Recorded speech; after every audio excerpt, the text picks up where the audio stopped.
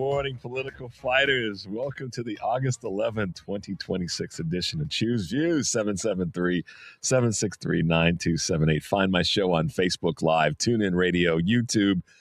Yeah, that's where we are. And we also are broadcasting on WARR in North Carolina and KTNF in Minnesota. Email me at richard@WCPT820.com and follow me on all the socials under Choose Views. Catch all of our shows by subscribing to our WCPT podcast on Apple Podcasts, Spotify, and Amazon Music. And make sure you also check us out on iHeartRadio. There you can get Choose Views featured interviews, Joan Esposito, live, local, and progressive, the great Patty Vasquez driving it home, Edwin Eisendrath with It's the Democracy Stupid, and of course our Out Chicago team, as well as our other shows and interviews. Also in the evenings, as always, make sure you check out the Politics Bar, the Matt McNeil Show, and the Gailey Show. We were cracking up in here before we came on. I won't tell you what it was, but we were. It brought tears to my eyes. I was laughing so doggone hard, but so I had to wipe my eye for a second, not because I'm crying, but because I'm laughing from tears of joy from my guys here. Make your way over to heartlandsignal.com and do all the good work of liking and sharing what you see there and what you like, most definitely. By that measure, probably one of the top articles right now, or one that I really found interesting. Can you be a Christian pastor and a Democrat? Kansas Democratic Senate candidate Reverend Hamilton of Kansas defines his faith, saying that Democratic priorities like protecting the vulnerable and supporting education mirror the life and teachings of Jesus more than conservative talking points. Woo! Yeah, he went there. That's what I'm talking about. Went right there, and see, that's the thing, guys. I believe one of the appeals of Dr. Syed right now, and of James Tallarico right now, and probably even to some extent Troy Jackson in Maine, is taking it to him. And certainly I'm going to say this specifically about Dr. Syed and Pastor Tallarico. Check that out, guys. We got experts in two particular areas, and we need that. But both of them are, Tallarico's style is different than Dr. Syed's and vice versa, but they're still speaking their truth, and they are not ruffled particularly easily. They have a way. You know what it is about them that I'm going to say this only because I've had the honor of interviewing Dr. Syed a few months ago. They listen. That is one of the key components of what makes them good at what they do, and being able to come back quickly and effectively when it comes to something that a reporter will ask them, or journalists will ask them questions, or whatever the case may be. They listen. And by listening, they're able to not only hear the question, the words in the question, they're able to hear the subtleties of what's not being asked, but also how it's being framed, so that they have some time to really think about that answer. And it's a skill that we all, I think, aspire to be better at. I know I try to get better at it every day, but those two folks, they really have it down, and they do it particularly well. Somebody else that listens really well that I really enjoy is Representative Pramila Jayapal. She is a really, really good listener, very keen. She takes her time, and then she delivers. She drops the hammer. And I think some of our best congressional leaders on the Democratic side, and some of our best leaders, Mayor Johnson's a very good listener. Mayor Mondami is. Karen Bass in Los Angeles, good listeners. They listen to what the person is saying to them, and then what they're asking of them, and their responses are not, they're never really rambling. They're content filled. But I think that's one of the things that our team is really good at doing. And when we've got those kinds of people in place that listen to not only the words, but the content and what's not said as well, it definitely allows them to deliver an even better message. So I'm proud of the folks that we have on our team. On today's show, Ryan Nunn will be joining us. He is the director of research with Yale University's Budget Lab. He'll be with us to talk a little bit about taxes, about budgeting, and some other items that I want to pick his brain on. And North Carolina State Rep Rodney Pierce. I met Rodney back in March when I went down to North Carolina to do the town hall. Great guy. He's been on the show a couple times. You guys remember that. And our very own U.S. Representative Danny Davis. We're going to talk a little bit about his legacy and some of the things that he's going to be doing these next few months. As you guys know, LaShawn Ford won that primary and will probably be most definitely be our next congressperson from that congressional district. So looking forward to our guest today. Hope you guys are as well. Get your notebooks out and be ready to ask us some questions if you want to throw them at us. Obviously, you can text that to us at 773-763-9278. Give us a call at that same number. I know yesterday we had a couple folks that called and I wasn't able to get you on, and I apologize for that. So, we'll do our best. And if you want to leave your question with Devin or Mike, then do that, and we'll do our best to talk about it.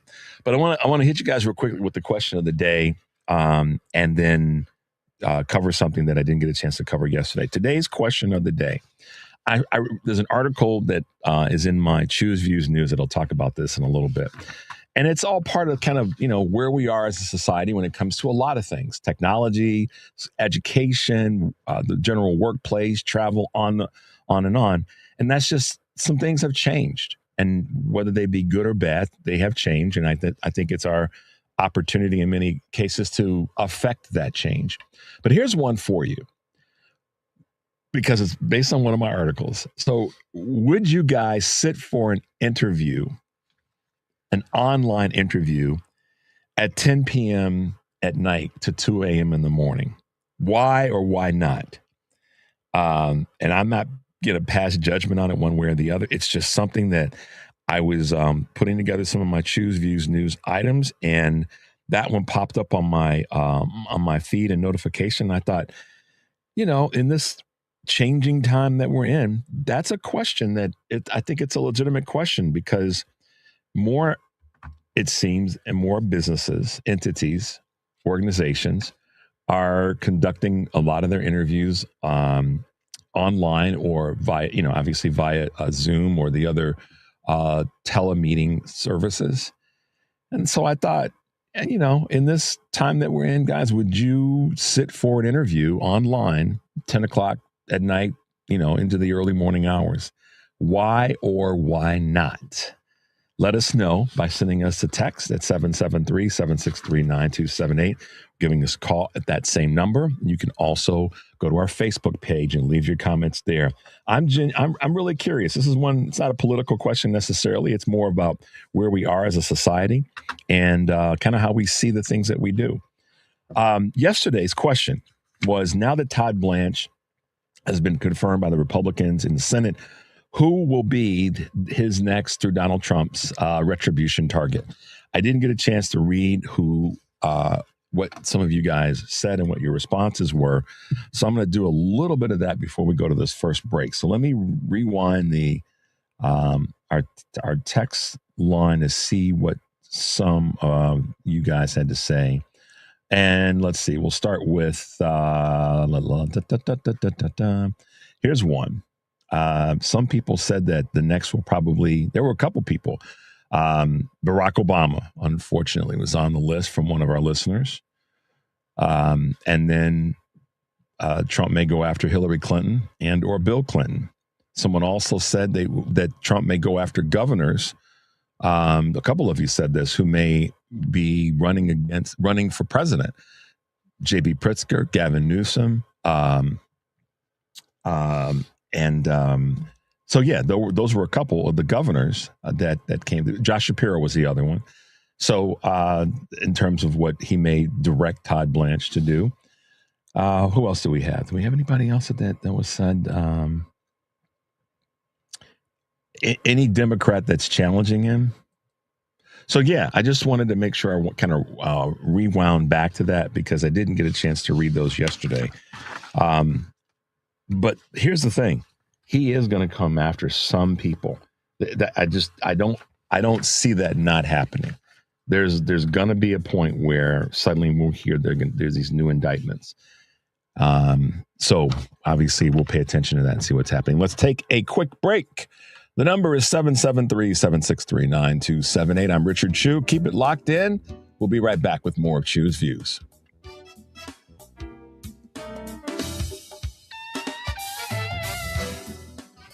Here's a tale of Becky. Didn't know what to do with new meds prescribed and no real cost clue. She squinted at prices, that can't be right. Then tapped GoodRx and saw the light. She could get a deal. Book telehealth if she feels. Learn about those meds without any stress. That one little app does all the rest. Even my horse downloaded it. Dang, save time and money on prescriptions. Check GoodRx. GoodRx is not insurance. Let's be honest. The National Symphony may not be in his future, but he wanted to try violin. So you said yes because you love him. And if you love him that much, love him enough to make sure he's buckled up and in the back seat. Find out more about keeping your kids safe in your vehicle at nhtsa.gov/the-right-seat. Show them you love them. Keep them safe. Visit nhtsa.gov/the-right-seat. Brought to you by the National Highway Traffic Safety Administration and the Ad Council. This is WCPT 820, where facts matter.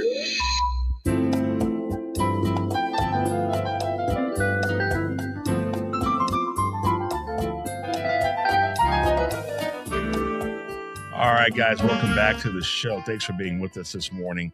So I'm going to get to Chew's Views in a second. Listen, guys, I know that there's some people that, and I told you this was going to happen. I know there's some people that will constantly look for reasons to pick at our own team and do it in a way, no matter what we say, it's always wrong. It's never good enough, or it's never right enough. And I get that. And you're grown people, presumably, so you're say what you want to say, however you want to say it.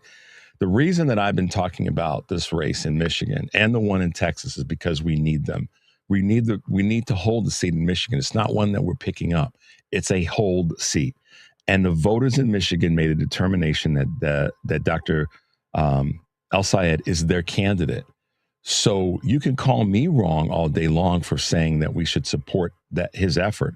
But then you, by default, are saying that the voters in Michigan that voted for him are wrong. And that would be kind of disrespectful to them. And I know that people, I'm going to preempt this. I know the people that have sent texts are going to say, no, True, that's not what I'm saying. You need to talk about how he was aligned with or friends with or connected with Hassan Piker. No, we don't need to give that any oxygen. What we have to do is support him going forward so that we win. And for him to spend time demystifying that situation is a waste of time. How about why don't we talk about Mike Rogers' 14 years, was it, in Congress, and all the bad votes that he made and how many times he voted in the worst interests of the people in the state of Michigan. We spend our time attacking them, not us, and not over defending what we do. And for those that say that, you're not talking about enough, we can't please you all the time. It's not going to happen. And so just so you know, I give you air and I respond to your text messages every now and again because I want you to at least know that I'm aware that you're texting us, but not everything that you say is right. It's your opinion. And let me be perfectly clear. I respect that you had that, but it doesn't mean that that's how I see the world. And there's a difference. So if you're going to be a keyboard warrior about this stuff, that's your business. But maybe every now and again, pick up the phone and call and we'll have a conversation. Because I notice that the people that are the largest keyboard warriors, and you guys have noticed this too, they're the least to call into a radio show. And I've listened to all of them across the board, different shows. They're the least, they won't pick up the phone and call. So that tells you a lot about the person that's the keyboard warrior. So respectfully, I am in support of Dr. Sayed because, like all of us, no perfect person runs for office. Mistakes are made, and we do our best to help them. Again, I say this with the caveat. If you truly believe in the things that we say we are trying to get done, then you'd focus your energy more on fighting against them and supporting our great Democrats. And we don't get to cover everybody all the time, every show. You guys know that. So maybe you should slow down and go, wait a minute, what can I do to improve the situation rather than just finding fault all the time? I know there are going to be people who listen to this show, listen to Joan, listen to Patty, listen to Edwin, listen to our weekend shows, that they look for something that's not right so that they can find something to jump on. And then they'll justify any response that you get from us. You continue to justify what you say because that's just kind of how you want to deal with it rather than going, oh, yeah, rather than trying to find a happy medium. I watch the text messages very closely, and I never see certain comments say, okay, let's find a happy medium so we go forward. It's just you just keep picking at the scab. Bless you. Just keep picking at the scab, picking at the scab, rather than saying, yeah, you know what?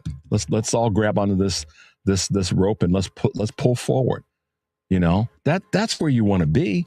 And I'm trying to be, somewhat I know I'm being aspirational, but I'm also trying to be a little bit common sense here. If you're looking for perfection, you're in the wrong house, y'all. I'm sorry, you just are. And send a bless you to Devin. Maybe that's a text message that some people should be sending this morning. Send a text message to Devin. What we get on calls right here? So we get Sam. Let's bypass Choose Views News this morning because I want to grab this call. Let's go to Sam real quickly. Hey, Sam. Good morning. Welcome to the show.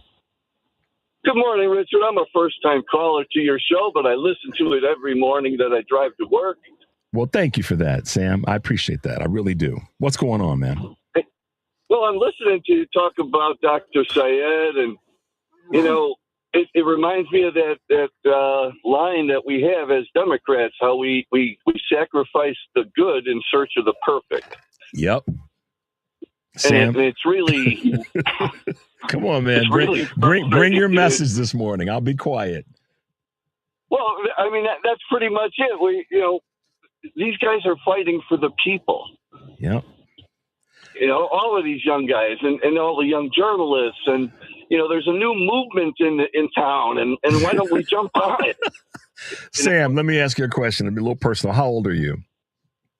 I am 70 years old, dude. Man, look at you. Sam is 70, y'all. But that's a good point. I mean, you've been through some stuff in your life and you've made some decisions that probably weren't your best, but you hopefully have grown from them and you've learned from them, and the people around you have been better for it as well. The goal is to say, all right, how can we make this stuff better? I mean, that's what I thought. And correct me if I'm wrong, Oh, not at all, sir. I mean,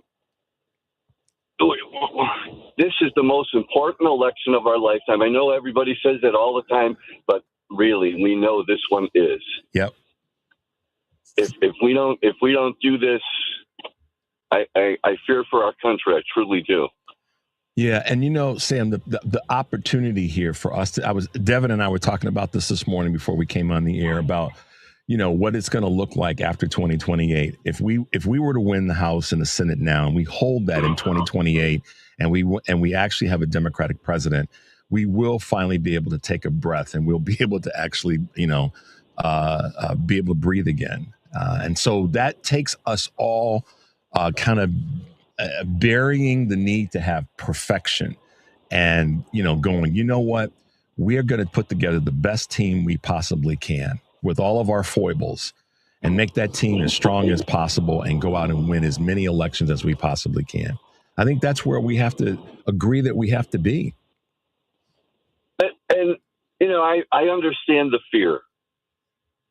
I understand that, we've got a lot to lose. Yep. We've got the country to lose. And I get the fear, but, I mean, the what is the concept of courage is standing up in the face of fear.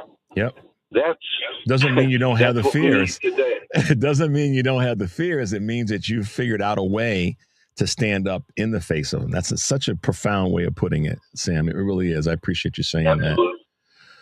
Well, listen, man. Thank you for taking my call. Two things. One, always welcome. Give us a call back. Keep us on the rails, and we appreciate your support and your contributions. Okay. Absolutely. I thank you, and thank you for everything you do, man. You guys over there at WCPT are the best.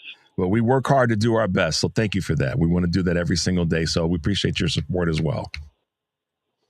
Have a good day, my friend. You too, Sam. Be safe. Bye-bye. There you go, guys. Somebody that's been around a minute. 70 years he's been on the block, and still recognize. You heard what he said about the young folks. That was cool. He said the young folks running for office, the young journalists are trying to make a difference. So just so that people understand this, and we may not get to some of our normal stuff today, because I'm going to say this. Not every person that's quote unquote chronologically older is trying to keep younger folks from getting in the mix. I mean, Sam just said it. And so we have to do something that I said months ago, and that's stop finding the seam that's wrong and find the glue that's bringing us together. Sam is saying, hey, let's reach back and make sure that our young folks are in the mix. And he acknowledges, because he recognizes that folks are.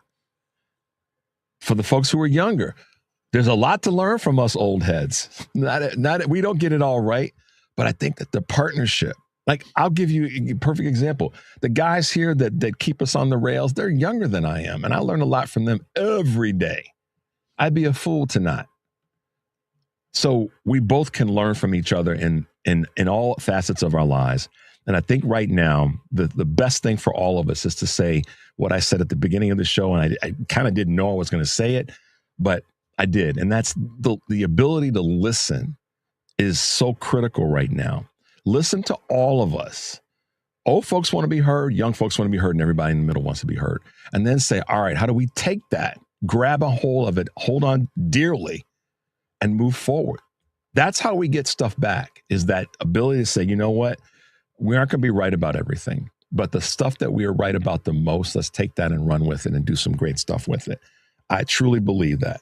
And I say that because I think right now so many people are, unfortunately, there's been this desire to push people into their silos, which we cannot do.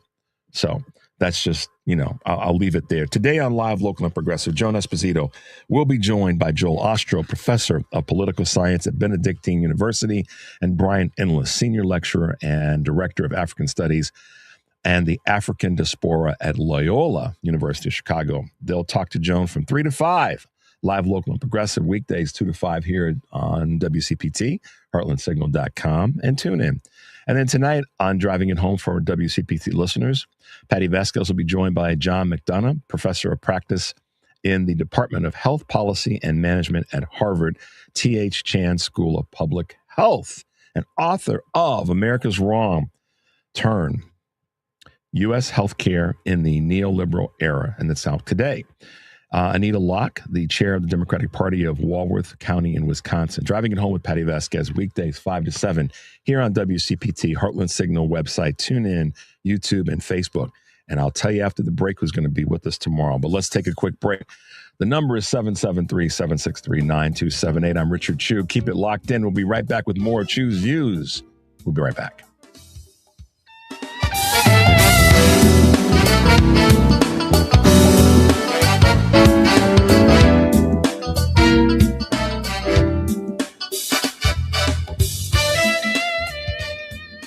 Would it be crazy if you packed your bags and left for a week, a month, a year?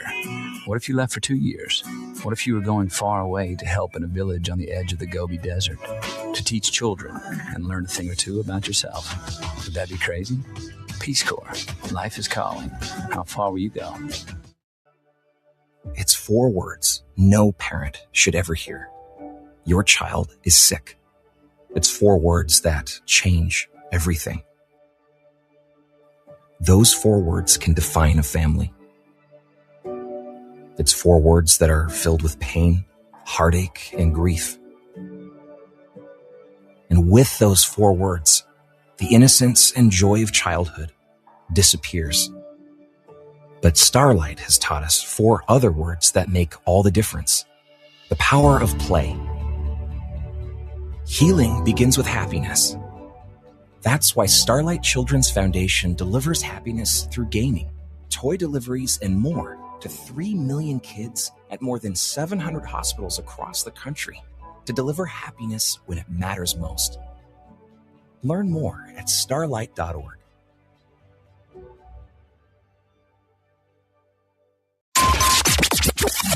WCPT replay. With us this morning is professor, author, and human resources management consultant Dante King. Donald Trump represents everything that America values and stands for. It's a culture that is rooted and functions upon a foundation of narcissism. It does. And I think that we all, to a degree, are socialized with that. And I think when we look at someone like a Donald Trump, he represents the narcissism to its fullest extreme. He represents the celebrity that we value. He represents the economics of the equation. That's something that we're taught to strive for and see that we value highly. He represents the whiteness, the maleness. And I just think we have to take an inventory of that and what our standards and values really are as a society. Keep listening to WCPT 820 because facts matter. This is Chicago's Progressive Talk, 820 AM, WCPT Willow Springs, and online at WCPT820.com, where facts matter. From the Weatherology Weather Center, I'm meteorologist Bella Pittman. Rain showers and thunderstorms today with mostly cloudy skies and a high of 82. Tonight, showers and storms taper off, leaving mostly cloudy skies and a low of 69. Wednesday, showers and storms, mostly cloudy with a high of 83. Rain showers and thunderstorms Thursday with a high of 80 and mostly cloudy skies. That's your latest Chicago weather update. Right now, it's 73 degrees. You're listening to WCPT 820 because facts matter.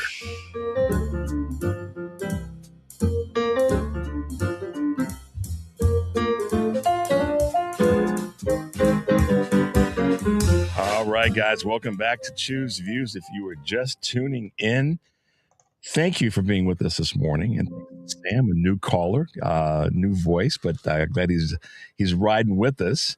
A few weeks ago, we had this cool guy on with his good morning smile, ready to go and tell us what's happening with our budget.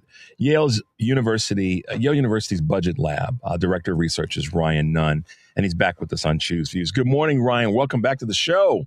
Well, thank you so much for having me, Richard. Great to be back. Oh, man, it's good to see you. I'm glad you're well, and I'm so glad that you're going to hang out with us for a little bit this morning, man. Talk about what's happening with our I guess I'll just put it this way, not so much our economy, but how these newly allocated funds and just all this federal budget noise is sending us down this wrong path. I guess that's the way I'll put it. Talk to us about that for a minute. Yeah, I mean, I think the way I'd put it is that we have an economy right now that is difficult for many folks. Wages are not quite keeping pace with inflation, with the conflict in Iran driving energy prices up. And so we have a lot of stresses there. For folks who are unemployed, things are quite difficult right now. But it is a pretty resilient economy at the moment. We still have continued expansion. We still have an unemployment rate that actually ticked down last Friday to 4.1%. The role of all the public policy factors that we care so much about can sometimes be hard to see in this huge economy that we have that really is kind of rolling forward. It's been resilient in the face of a number of shocks. We talked, I think, last time about tariffs. We talked about the energy shocks coming out of the conflict in Iran. All of those things are creating costs for people that are real, but they aren't derailing the resilient U.S. economy. That, to me, seems largely due to not the successes of what the administration is doing, and not to make this, too much about partisan politics or conversation, but it seems to be more to do with what people have done in terms of galvanizing, staying, wanting to stay vibrant, wanting to still do the things that they're doing.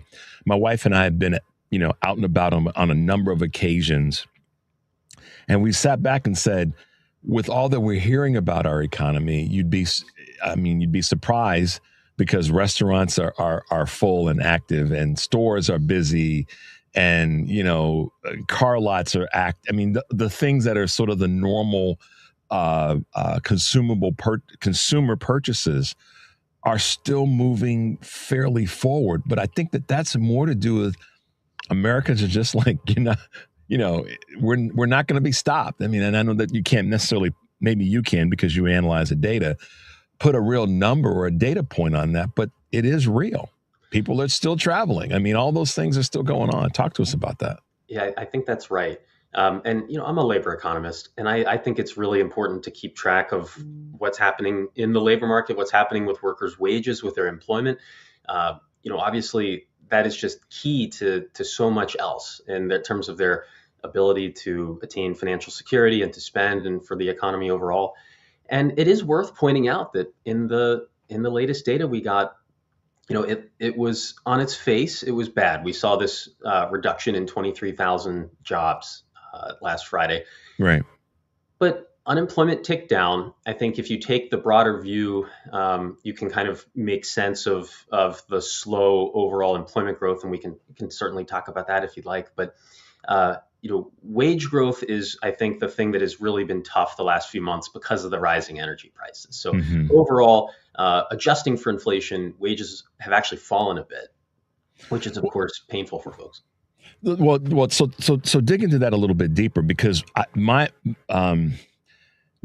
came to mind when you said that is I think about the money that people are, because this is a real number, that there's been an increase in folks that are taking money out of their retirement plans before, they're not at the eligibility age by any stretch of the imagination. And they're using it to cover a lot of their day-to-day expenses. I've got clients of my own that I've had that conversation with.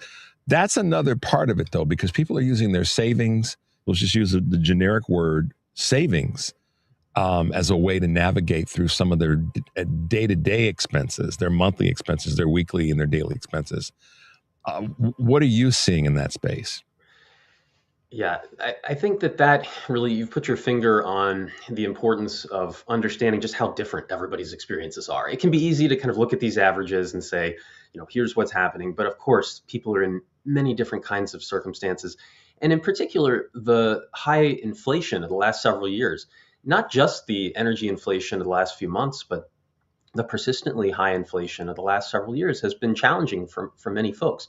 If you have budgeted with an expectation that prices are going to be pretty stable, and maybe you're on a fixed income, that is really challenging. And then you do look for other ways to make adjustments like that.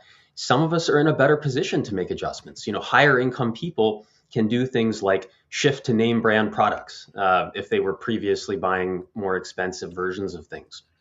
That's not an option that is available to lower earners, to lower income families who are already at the margins. So I think that it's important to understand that breadth of experiences that people have. Yeah, and that's the reason that I think a lot of people, when we talk about how politicians are, what are they listening to and what are they responding to?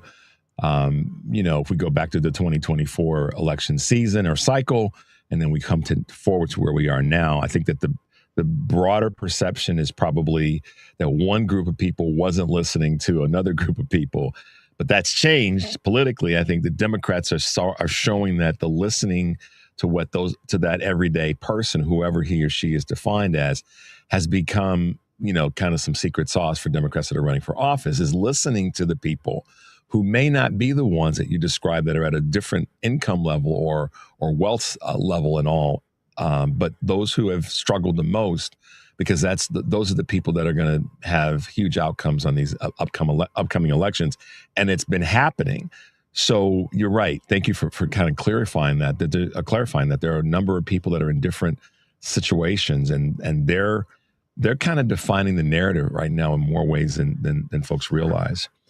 Ryan, let me ask you this regarding the labor market. You said earlier we saw numbers be down a little bit. Some of that's summer driven from historical data. But what are you anticipating as we get into the post Labor Day through the end of the year? Obviously, we've got a midterm election in November. What are some of your early, for lack of better words, warning signals showing you? So I think where I'm at is that I believe I understand why the jobs numbers that are the headlines for many of these monthly jobs reports, the first thing you notice is employment is up by X or down by X. I think we understand why those are pretty low numbers right now, and it is a policy factor. It's the fact that the administration's policy has been to lower immigration to this country, and the working age population has grown more slowly as a result of that. So I think that we're going to, as economic analysts, just going to need to get used to the fact that jobs growth is going to be fairly low. And so what I do is I tend to put less weight on that, and I look at things like the unemployment rate. What share of folks who are out there actively searching and available for work, what share of them are still not able to find a job? And that's a pretty low number. Now, for those folks who are unemployed, it's a difficult experience. And in fact, we can see that it's taking them longer to find jobs than it did just a couple years ago. So I think that all of that is to say we are still in what sometimes is called a low hire, low fire labor market. So it is difficult if you are searching for a job to find a new one. Not impossible, but it is difficult for many. But it is also the case that we're not seeing a lot of layoffs. We're actually not seeing a lot of quits. So we're in this place that I would characterize as stable, and the best bet is for that to continue for a bit. Yeah, and the job movement. A lot of people are, and I saw a couple of reports recently from Bloomberg and from CNBC that a lot of people are staying in their jobs. There's not a lot of movement around, so that's creating a lid in some ways for those who might be finding, because as you move to one, then that creates an opening for another. And with that's another factor that people aren't really talking so much about as to why it's difficult for people to find positions. What other data are you showing about that changing, if you have any data to speak to that, about the change in positions? Yeah, and I think that's a great point, the way that everything is linked, that when you move from a job, you open up a vacancy for someone else, and it allows for that movement. And I do think it's worth saying that movement is a big part of what generates wage gains for workers. You find a new job, a new opportunity. It might have higher wages. It might just be a better fit for you in your specific situation and your preferences. There are other data we can use to take a look at this. I look at the unemployment insurance claims data as well. I have some recent quick analysis looking at this. And I think once you make adjustments for the ways that the unemployment insurance data are just different than the survey data of workers, they're telling a pretty similar story. One tricky thing about those data is just that eventually you exhaust your benefits. In Illinois, you can get up to 26 weeks of benefits. Even if you're still unemployed after that, you'll drop out of the unemployment insurance rolls and the data there. But I think that the labor market data are telling a broadly similar story, and it is consistent with this low hire, low fire labor market. What are you seeing as the average time? And I hate using averages, but what are you seeing as the time frame? Because I think about this in relationship to what you just said about unemployment benefits at the 26-week window, which is essentially a half a year. So what are you seeing as the overall average of time for people to find new employment? Mm-hmm. So that is actually something we can see in it's called the Current Population Survey, and it's the source for the unemployment rate. We ask workers all kinds of questions in it. And one thing we can see is just how long their unemployment spell has lasted. A couple of years ago, an average unemployment spell was 21 weeks or so. And that's still a long time. That is up. It's up to about 25 weeks in the latest data. That might not sound like a massive increase, but it's a whole month. And averaged across all of the workers who are unemployed, that's a lot of extra time spent searching for work.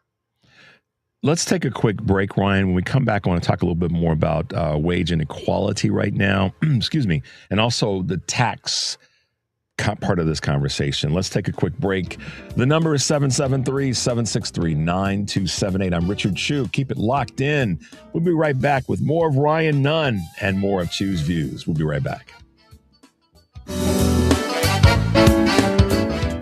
Let's face it, most of the email you get stinks. You have to fill out some form, or a package is delayed, or a candidate you never heard of is asking for $5. But Heartland Signal has a newsletter, Radio Free America, that will actually make you want to open your inbox. Written by our senior political analyst, that's me, by the way, we focus on the stories prigging up from the states before it gets on the Beltway media's radar. That means tomorrow's news stories today. We try to keep it interesting. We all know the president's a bad guy, so we don't dwell on him too much.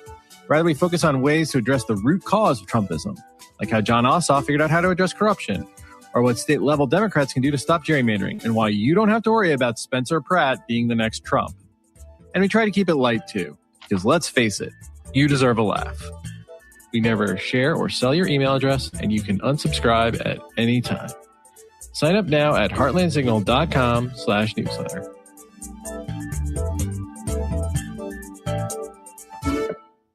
Alexa, play WCPT. WCPT from TuneIn.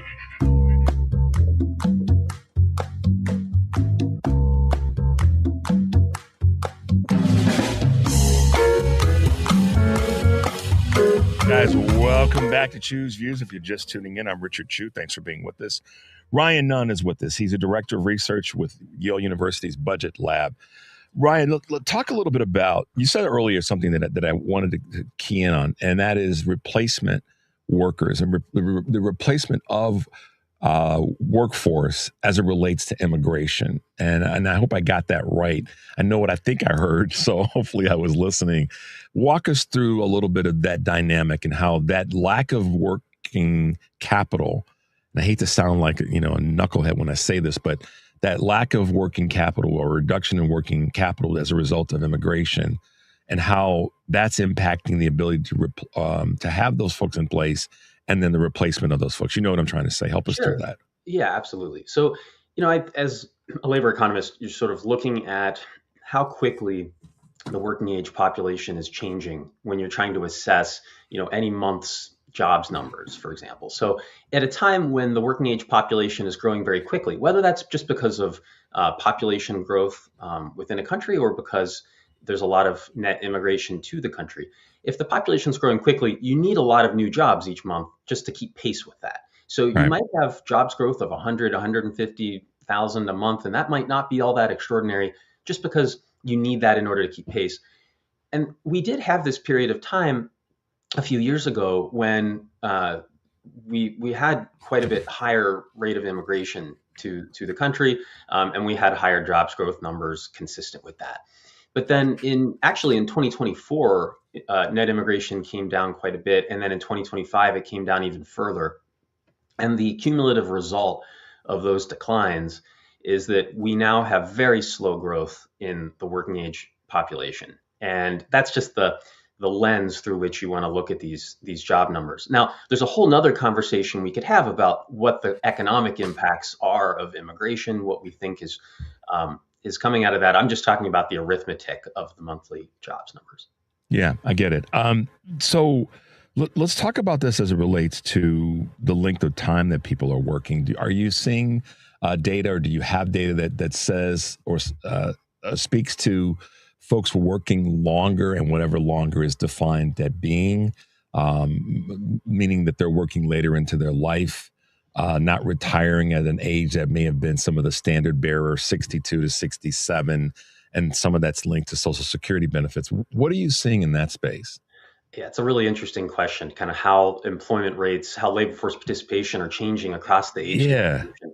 And actually, I'm glad you asked about it, because it's something that folks often get a little bit turned around about. So sometimes what people do is they say participation in the labor force has been declining. If you just take the whole adult population, over time you see that falling. That's just because this is an aging country. We're getting older as a nation, and of course, older folks. Many of them are retiring, many not, but many retire, and you see that labor force participation rate declining just because of the aging. What I like to do is look specifically at the 25 to 54-year-old population. That's a group that analysts often focus on. And to some degree, it kind of gets you away from the effect of the aging. It allows you just to see what's really going on for that group that tends to work at higher rates, tends not to have retired at any rate. That rate of labor force participation has actually been going up for a while. It's fallen in 2026 to a decent degree, but we're actually still above where we were pre-pandemic on participation for the 25 to 54-year-old group. So that's one answer. The 55 plus folks, actually recently we have seen some substantial declines in their rate of participation. I don't think we really know why. I think there's been some speculation I've read about recent increases in stock prices, maybe allowing some people to retire earlier than they otherwise would have. But that's something to watch as well. Yeah, that last bit, because it ties into, part of my life, is that retirement, if people have seen a significant growth in their employer-based retirement plans over the last decade, and that's a combination of a lot of factors, but at the end of the day, the growth in the money is the growth in the money, and people look at their budgets, and when they've, asked me to help them plan, we've got more to work with. So it gives them a little bit more breathing room to say, maybe it's time for me to hang up my sneakers after all. And this leads to the question that I wanted to ask you next. Are you seeing people that are, or what are you seeing? I know you've got an answer to this, so I'm going to ask an open-ended question rather than a closed-ended question. What are you seeing is representative of people who are coming back into the employment market based, folks that might be over the age of 60? Or do you have data in that area and how that's affecting that workforce? Forgot what you call it now, but you know what I'm trying to say. Yeah, there's certainly a lot of churn back and forth. So there's people every month who are retiring. There's people who unretire. There's folks who come back in for a while and then leave. As we said before, so many different circumstances that people find themselves in. One interesting piece of this that doesn't get as much conversation recently, but did a couple years ago is remote work. And so I think that's actually an area where there may be more questions than answers, but there's lots of folks who were at the margins of the labor market who find it easier to get back in or to stay in because they are able to, do to some degree to work from home to kind of accommodate any obstacles to employment they might have. So I do think that's something to think about in terms of those folks who might be unretiring for a bit. Is remote work or hybrid work helping them to do that? But overall, as I said, we are seeing lower participation recently for that older group. Part of that is that group too is aging, and so I think I haven't recently seen a nice kind of disentangling of all the different factors. But I think there are a lot of important questions there. Yeah. So there's two other questions I want to ask you. I'll take the category, then we can save some time and give you some time to really respond. Because I want to get to asking you about AI and its impact on where we are right now, which I know is it's a lot to put our arms around, and our arms just keep getting bigger and bigger. So like Plastic Girl from oh gosh, the movie I'm talking about. The Incredibles. Yeah. Your arms just got to go wider and wider to put our arms around the conversation around AI and the employment market. But we'll get to that in a second. Talk about regional for a second.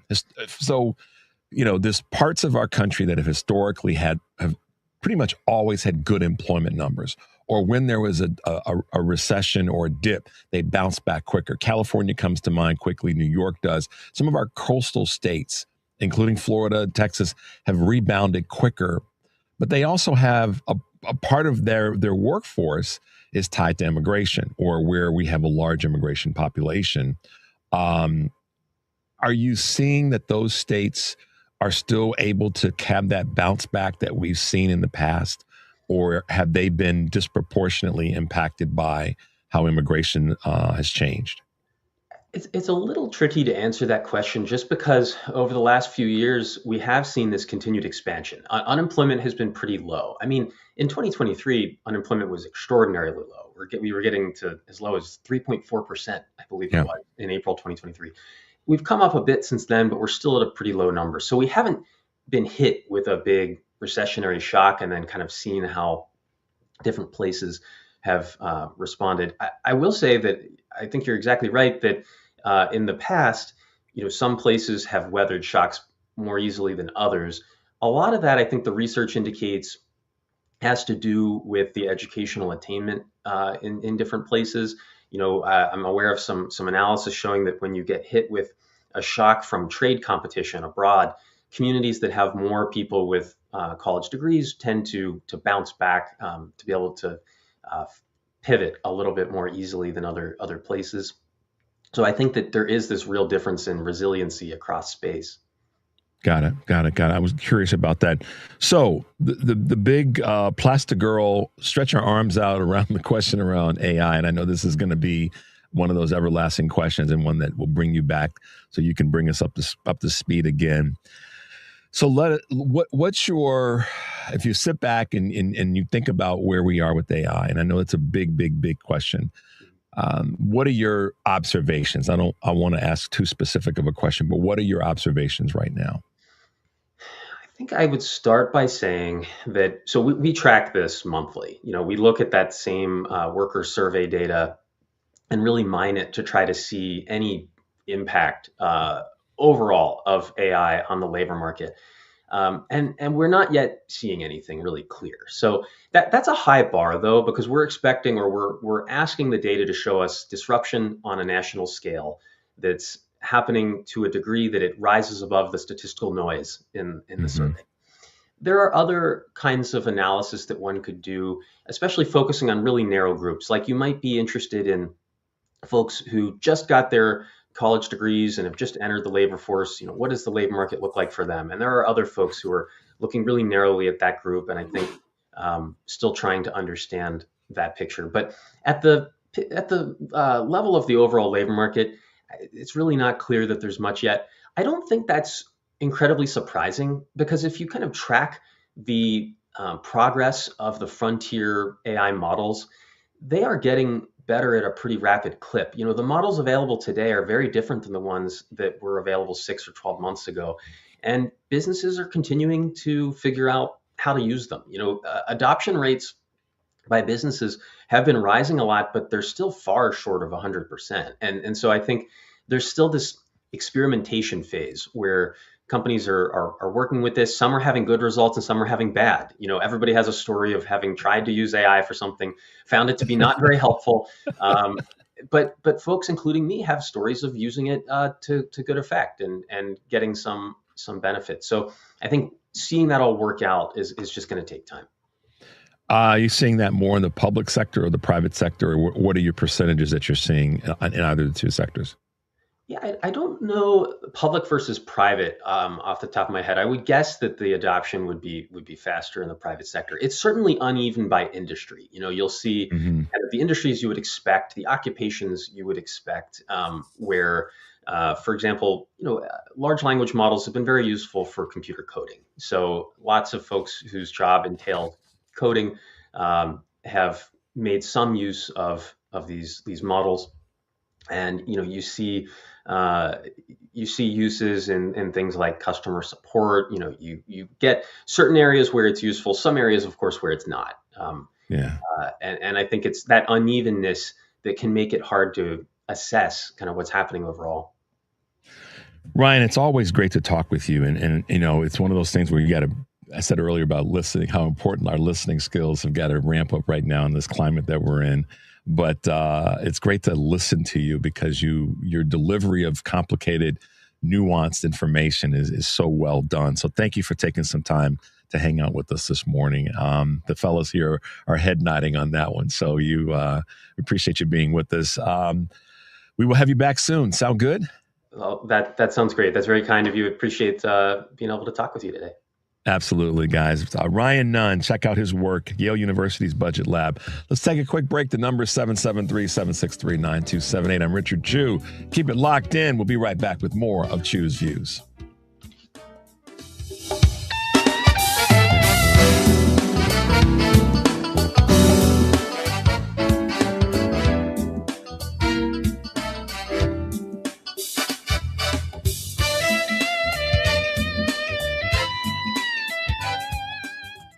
Let's face it, most of the email you get stinks. You have to fill out some form, or a package is delayed, or a candidate you never heard of is asking for $5. But Heartland Signal has a newsletter, Radio Free America, that will actually make you want to open your inbox. Written by our senior political analyst, that's me by the way, we focus on the stories springing up from the states before it gets on the Beltway media's radar. That means tomorrow's news stories today. We try to keep it interesting. We all know the president's a bad guy, so we don't dwell on him too much. Rather, we focus on ways to address the root cause of Trumpism, like how John Ossoff figured out how to address corruption, or what state-level Democrats can do to stop gerrymandering, and why you don't have to worry about Spencer Pratt being the next Trump. And we try to keep it light, too, because let's face it, you deserve a laugh. We never share or sell your email address, and you can unsubscribe at any time. Sign up now at heartlandsignal.com/newsletter.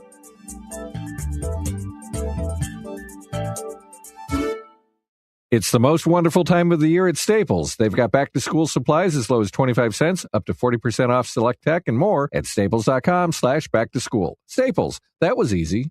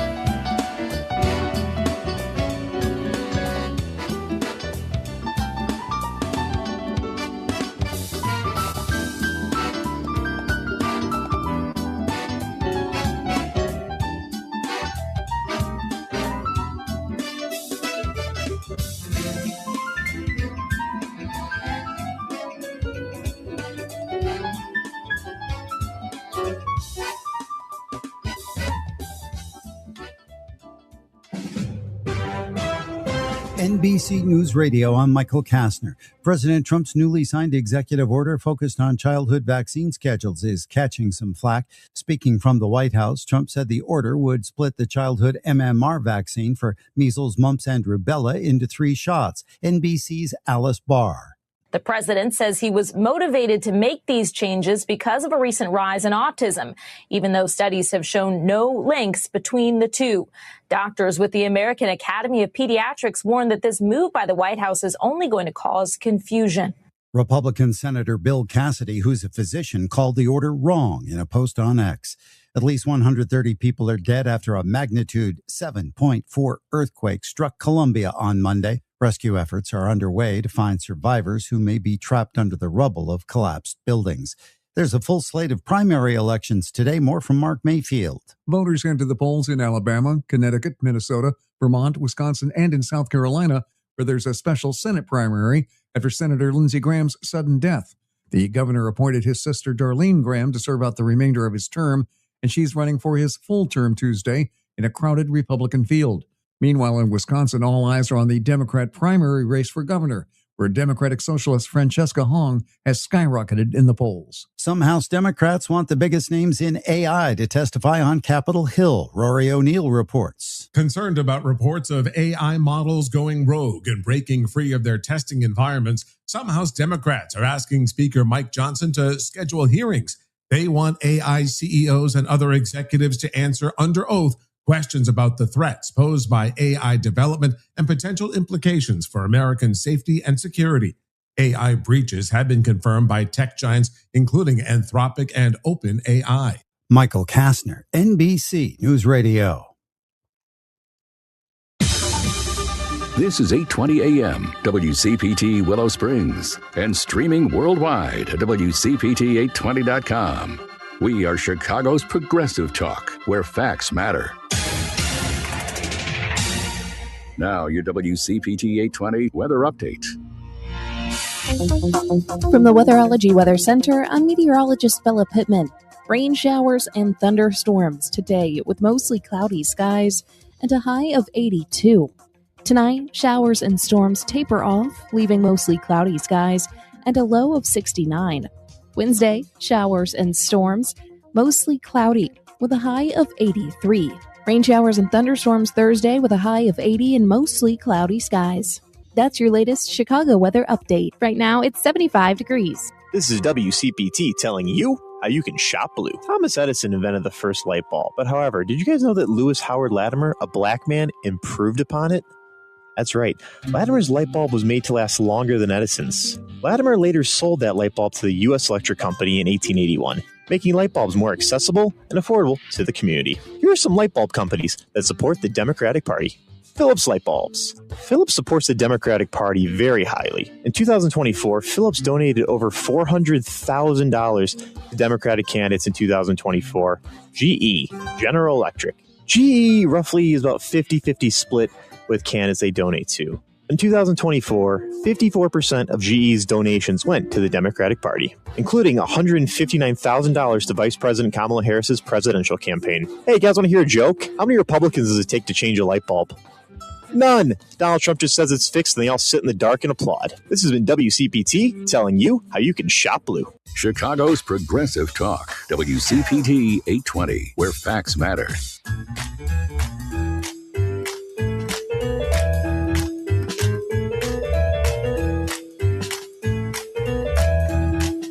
You're listening to Choose Views with Richard Chew. All right, guys, let's keep it going. Thanks for being with us. Welcome back to Choose Views. If you are just tuning in, thanks to Ryan. I wouldn't call him. We got to call him Professor Ryan. Next time he's on, Professor Ryan Nunn, because he has his PhD, and we got to love the fact that he's putting in the work and keeping us informed. Back in March, earlier this year, I had a chance to speak to a gentleman who is one of the leading voices down in North Carolina in terms of elected state legislators. And then I had the opportunity to go down to North Carolina in March to be part of the roundtable and the fireside chat that we did with folks who are running for office in North Carolina. And Representative Rodney Pierce was there, and I got to see him and just see how dynamic he is and what the type of leader he has been in North Carolina and continues to be. And a lesson I learned from Representative Pierce last year, literally every vote counts. When he won his seat in the last go-round of 2023, I think it was, guys, he won by 34 votes. So when somebody says my vote doesn't count, it just is a doggone lie or a misread. Representative Rodney Pierce, welcome back to Choose Views. How you been? I'm doing great, sir. Thank you so much for having me back. And I appreciate everything you all do. Well, you know why we do it, because we know our team is better. We have better ideas. We work hard to make sure that we can take care of it. So it's very selfish. Yes, I don't sir. care about anybody, blah, blah. No, I'm just playing. You have been such a standout there and really helped kind of keep the as the phrase goes, keep the oars in the water and keep the boat moving forward. You and Pastor Gaillard and Anderson Clayton, Yes, sir. and all the folks that are there that I got to meet face to face, and I have also been on the show a number of times. Talk to us about, I guess I'll just say it, the state of North Carolina and some of the work that you've been doing these last few months to do exactly that, and that's keep the oars in the water and keep the boat moving forward. Well, we just had the Democratic Party Unity Dinner a few days ago in Raleigh, so that was a time to come together as a party, highlight our candidates, particularly our judicial candidates. We have 3 Court of Appeals seats that are up. We have Justice Anita Earls, who is running for the state Supreme Court, which is the only state Supreme Court seat that is up. And then we have all of our candidates who are running for the state legislature, whether you're running for re-election like me or whether you're trying to flip a red seat blue, as well as Governor Roy Cooper, I should say, soon to be U.S. Senator Roy Cooper as well, who was our governor for 8 years prior to Governor Stein. And, we just, the thing that I think the Unity Dinner does is it helps you, the people that you've seen online, whose posts you've been liking and sharing and, who you may have sent contributions to, you get to see them in person, take pictures with them, shake their hand, have a brief conversation with them to encourage them and have them encourage you, because it's a grind. And these last, say 3 months are going to be very critical to what we're doing. So I think the Unity Dinner is kind of like that little shot in the arm to give you that last bit of energy that you're going to need to make it across the finish line in November. Yeah, that's a big deal right now in terms of coming together. And I say this because whether it's local elections, state elections, or federal, we as a party, have historically we fight to the finish, and sometimes we fight too much with each other, forgetting that, we have to fight against those who really have detrimental thoughts and ideas for the areas that we represent. And what I know that now that we're inside of 90 days, I'm really for lack of better words, harping on us coming together. And yes, we got our disagreements and disapprovals, and that person's not this or that. But ultimately, we have to come together to keep the seats that we have on a state level and make sure that we grow seats as well. Talk a little bit about that in relationship to the budget in North Carolina and what you guys are working so hard to get done as it relates to what the Republicans have been blocking for such a long time. Well, it was the budget was passed, as you know, a little while ago. But what was ironic was that, one of the biggest things in the budget, one of the biggest reasons I say Governor Stein signed it was because you had these teacher raises, teacher compensation, teacher pay raises. Right. And that's something that Democrats have been asking for years and have, tried to get for years. And Republicans have pretty much not budged on it. And, it's funny now that you are at risk of losing seats, possibly, that these things that the other party has been asking you to do for years with your majority or your supermajority, now all of a sudden you want to do it. We've been trying to find ways to cut the cost of living, and you see the Healthy Opportunities Pilot Program, which uses Medicaid funding to help people, make their doctor's appointments, buy fresh food and groceries for their households. This is a program that was very popular, throughout the entire state and got cut, when the money ran out. But then, there was a fight over it to bring it back. So it's something that should have never happened. We could pass a bill, appropriate money and could have kept that program rolling instead of it stopping. But that was reenacted in the budget. So it's things that Democrats knew were good programs, knew what things we needed to do. I mean, in terms of the teacher vacancy situation that we've had, throughout the country, not so much just here in North Carolina, but there are things that we had asked for or that we had been fighting for and advocating for that made it into the budget. And while we are appreciative of that, it's one of those things where it's just something that made common sense, something that was just good policy. And it seems like, things that are good policy take forever and ever to get implemented, and things that are bad policy per se, can be done within a week and passed in a bill. And, you're just sitting there like, wow. It's interesting, Representative Pierce, the thing that you said, and I've been following this, it's not just in North Carolina, it's probably, it's almost become the brand when it comes to Republicans, is that they aren't doing the thing that needs to be done because of the reasoning that's right for the people. It's because it's a political movement. And you said it differently, but we're ending up at the same destination, which is you all have been telling them this for over a year now, going back into early 2025. And it wasn't until they saw the threat that was coming from voters that said that if you don't make these changes, you're going to get voted out. But not because the voters have been asking representatives to make these changes. It's both the House and Senate in North Carolina. You need to make these changes. You need to get this budget approved and with the right things in it. It wasn't that this was suddenly new because, Easter came and the Easter bunny showed up. It's that they knew politically they had something at risk, not because the people really needed it, wanted it, and needed it. Yes, sir. And that's the unfortunate part about it. We went, I'm going to be personal here, but we went over 1,000 days without a new budget, right? I think the last one we passed was in October 2023 before I even became a candidate, right? The first time around. But it took that long to pass a budget because the other party couldn't agree amongst themselves, on what to do. And, that they took a lot of heat for that. You had a lot of people complaining. So that's where you see these big teacher pay raises. You see these tremendous and rightfully deserved raises as it relates to our law enforcement communities. You saw a lot of, fairly good amount of good things in the budget, things the governor had asked for and wanted. were put in the budget. But, you also had some bad things, which you always tend to see.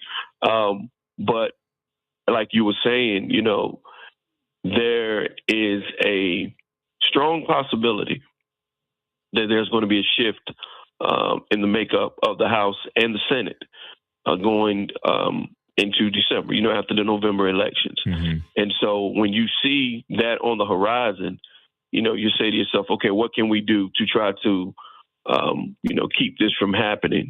And so you do those things that are widely popular.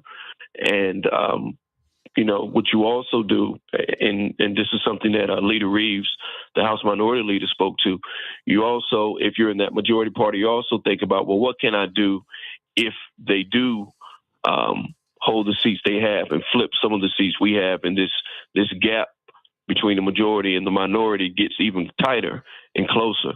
What can we do when we come back after the election to try to take some of the wind out of their sails, which is what happened in 2024 when the governor's power over the State Board of Elections was shifted to the state auditor's office after the November 2024 elections, because the House Democrats had broken the supermajority there.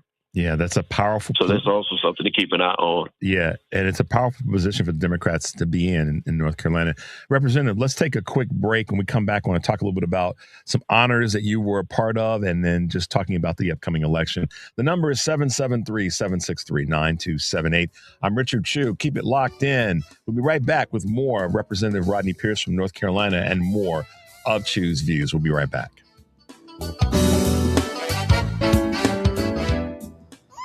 It's 4 a.m., Monday, and you're literally sucking baby snot through a tube because she's congested. Man, that's love. And if you love her that much, love her enough to make sure she's buckled in the right car seat. To make sure your child's in the right seat for their age and size, visit nhtsa.gov/the right seat. Show them you love them. Keep them safe. Visit nhtsa.gov/the right seat. Brought to you by the National Highway Traffic Safety Administration and the Ad Council. How do you know you're home? At Habitat for Humanity, we believe it's when you find peace, stability, and safety. But 1 in 3 people on Earth woke up today without a good home. Not because of chance, but because of high costs and other very real barriers. A housing crisis this big needs all of us. So let's open the door to opportunity and build a tomorrow where home is possible for everyone. Visit Habitat.org to learn more. Again, that's Habitat.org. Habitat for Humanity. Let's open the door. Because facts matter. You are listening to WCPT 820.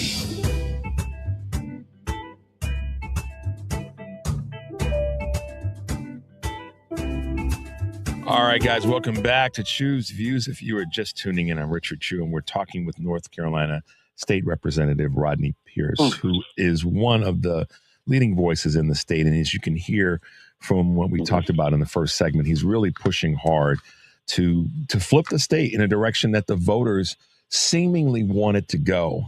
But that goes, we talk about those things, but we also have to talk about how representatives like Rodney Pierce have done the work to make sure that some of the great civil rights leaders and history of the state are recognized. You recently were part of a ceremony to recognize civil rights attorney James Walker Jr. Talk a little bit about that and what it means to you personally, but also what it means to the state at large. Yes, sir. Well, the ceremony is actually this coming Saturday. This Saturday, we did schedule it originally, yes, sir, for February of 2025, and that big snowstorm came through here and, postponed that. But no, James Walker Jr., who was from Ahoskie, which is a neighboring county to the district that I represent, third black student ever to graduate from UNC Chapel Hill, one of the most prominent civil rights attorneys in North Carolina. And a lot of the work that he did, Richard, was around voting rights.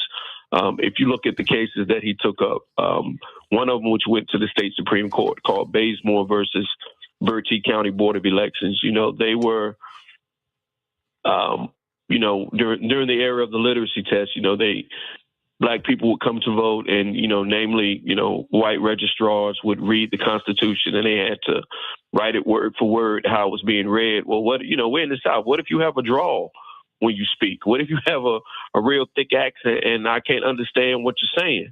because it sounds like this, but, and so you write the wrong word in your transcription and, you get penalized for it. Well, now you can't register to vote, so there were these barriers that were set up through these, very, very racially discriminatory things that were done to keep people from voting. And James Walker Jr. was one of the leading voices on that, whether you're talking about single shot voting, whether you're talking about the literacy test, what he really tried to attack.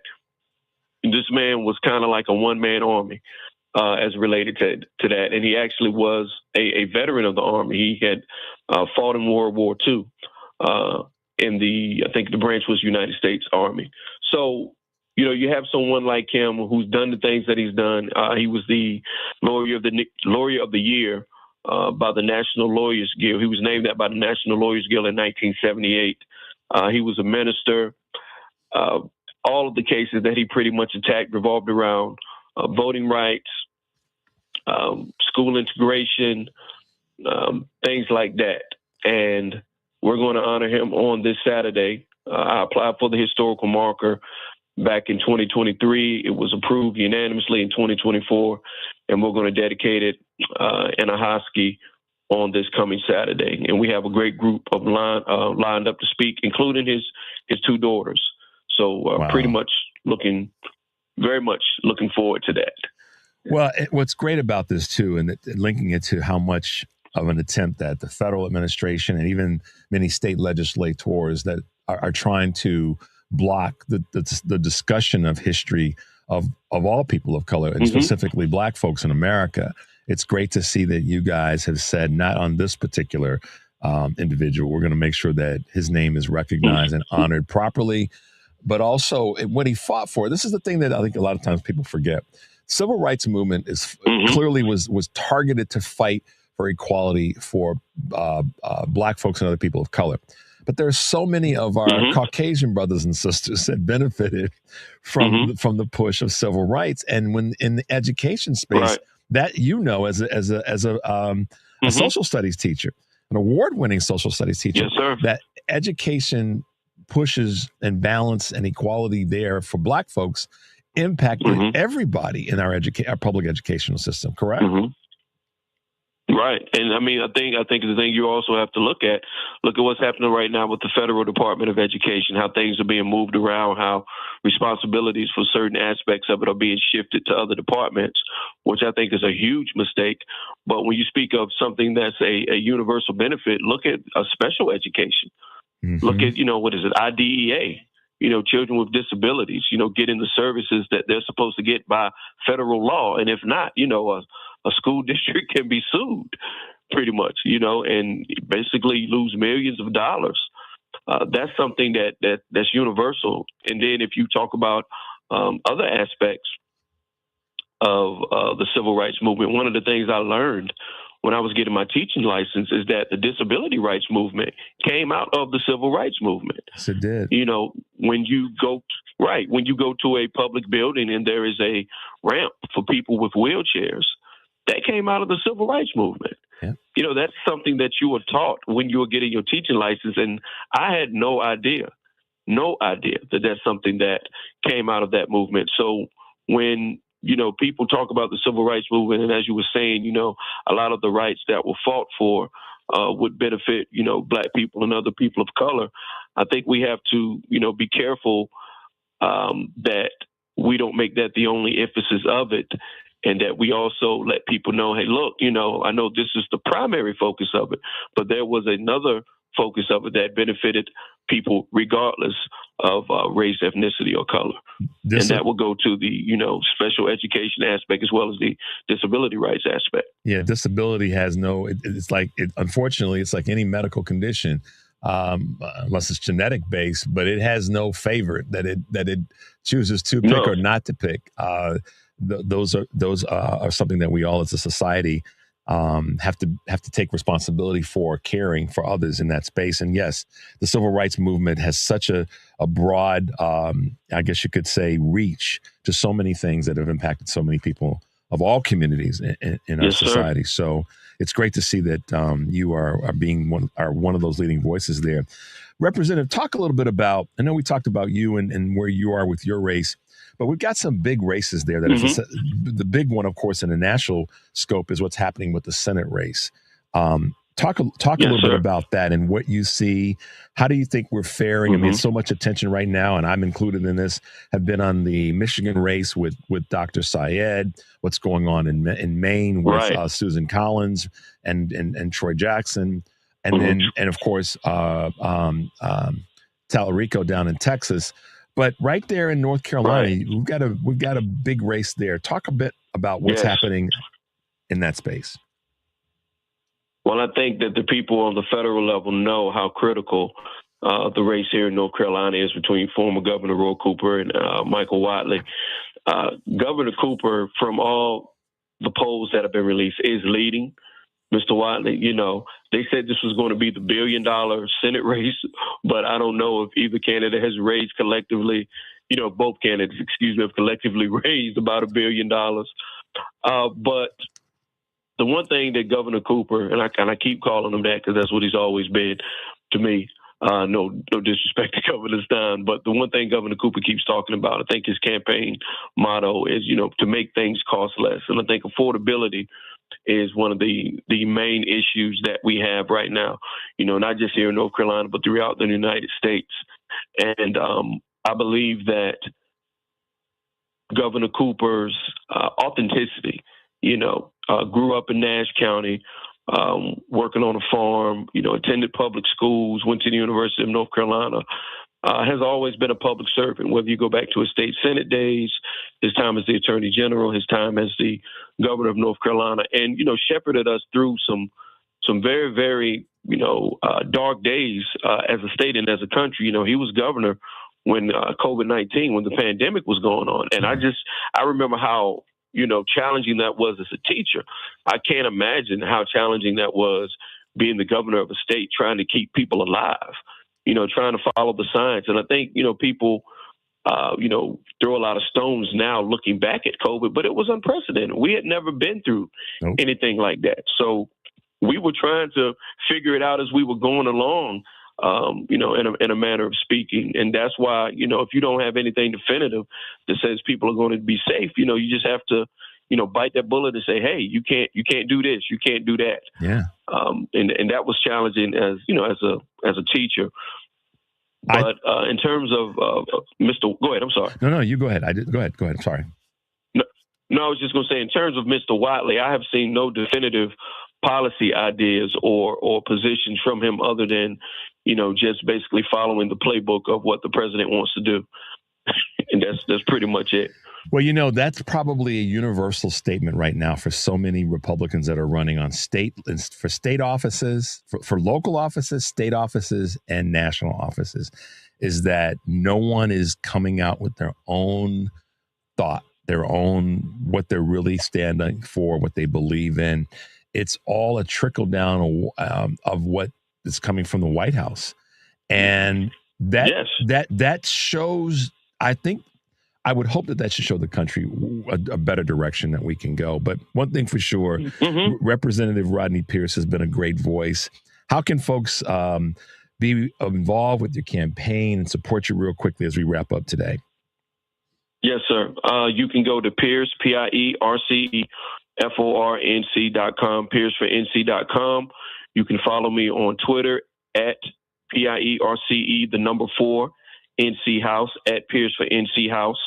On Twitter, Pierce for NC House District 27 on Facebook, and Pierce for NC House 27 on Instagram. Right on. Thanks so much for being with us. Follow me on social media. Thanks so much for being with us this morning. Representative, we'll have you back sooner than later. Take care. Stay safe. We'll talk to you soon. The number is 773-763-9278. I'm Richard Chew. Keep it locked in. We'll be right back with more of Chew's Views. To make exercise a habit, find something you enjoy, like shopping.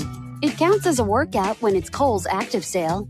Get 20% off across the store and 25% off top active brands for feeling your best. Plus, enjoy a sales tax holiday in Illinois. Adding to your cart is pretty much cardio, right? Find out at Kohl's. Select styles, 25% offer ends August 15th, 20% offer ends August 16th. Exclusions apply. See store or Kohls.com for details.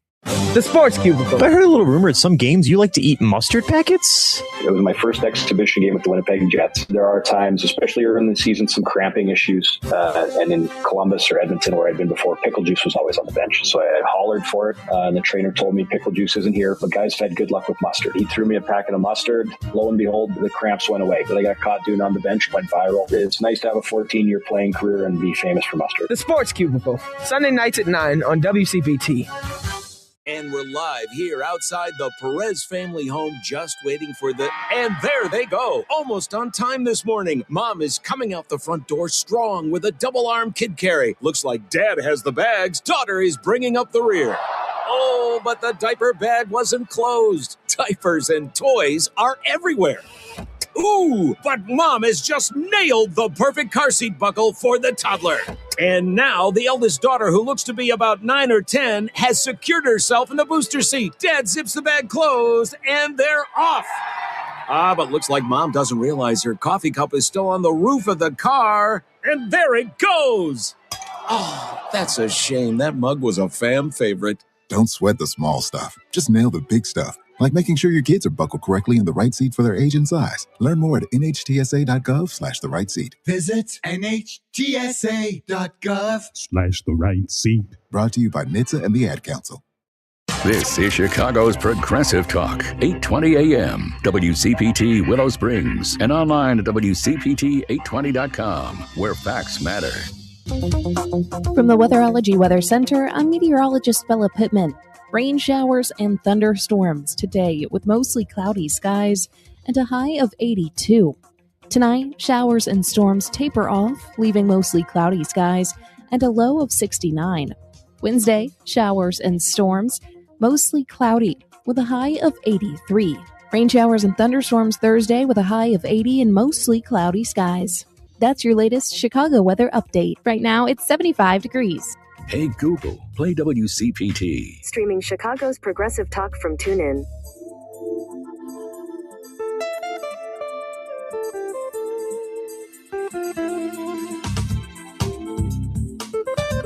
All right, guys, welcome back to Choose Views. Thanks for being with us this morning, and thanks to Representative Rodney Pierce from North Carolina for spending some time with us. He's a great leader. I've been such a joy to meet with him and hang out with him when I was there recently. And just another one of the voices that we know we have strong people on our team.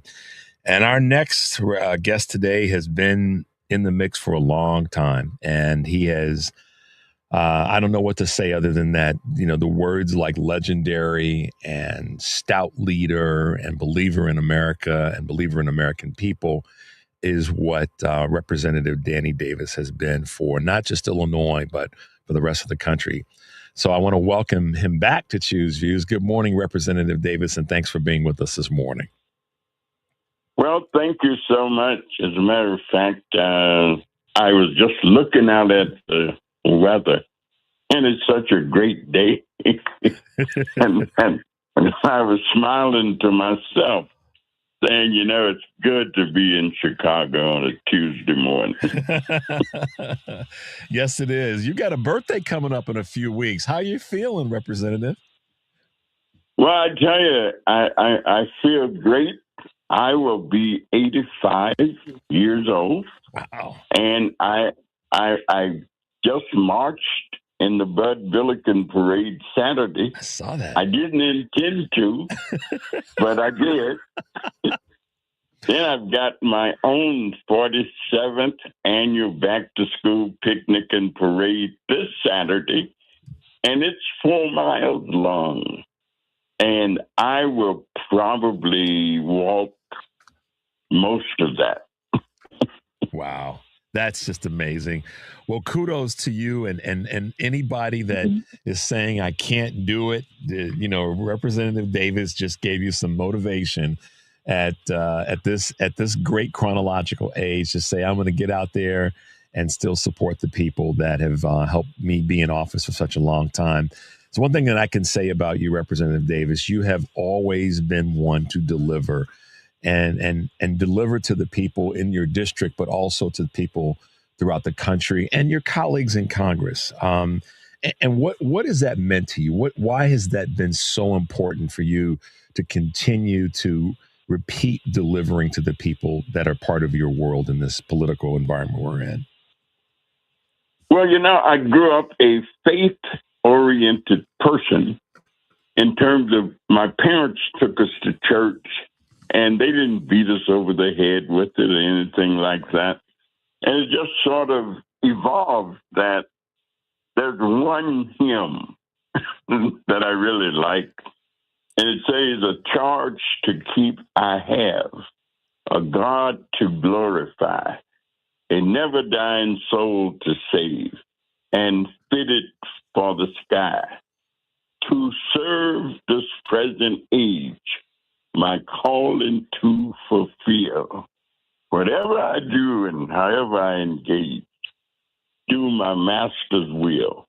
And I kind of like that as a motto, not only in terms of electoral politics, but also in terms of life itself. And so I always say, I just try to do the best that I can to try and help make the world a better place in which to live. And for me, it's just that simple.